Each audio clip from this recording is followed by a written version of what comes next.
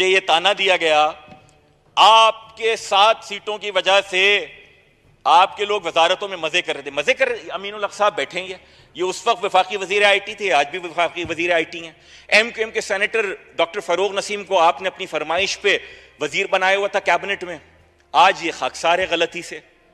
लेकिन मैंने क्या मजे किए 7 सीटों पे, मेरी 7 सीटों की बदौलत जनाब आपने वजारत उज़्मा के मजे किए। आपके सिर्फ 155 नंबर थे, आपके पास 172 थे ही नहीं। मेरे वोट नहीं होते, आप वजीर आजम नहीं बनते। और जो ये लोग किशोरी बातें करते हैं ना, वो कभी वफाकी वजीर नहीं बनते उस दौर में, जो कभी काउंसलर नहीं बने थे। तो ये बातें नामुनासिब हैं। जिहाद का नाम लेकर, इनकलाब का नाम लेकर लोगों को बेवकूफ बनाया जा रहा है। हमारे बुजुर्ग उम्मीद फाजली साहब कह गए थे, इन मिसरों पे मैं अपनी तकरीर खत्म करता हूं कि आखिरी शेर है रेलेवेंट, लेकिन फिर भी 2 और सुना देता हूं कि अच्छे हैं। कि मक्तले जां से, कि जिंदा से, कि घर से निकले। मक्तले जां से, ताज भाई, मक्तले जां से, कि जिंदा से, कि घर से निकले।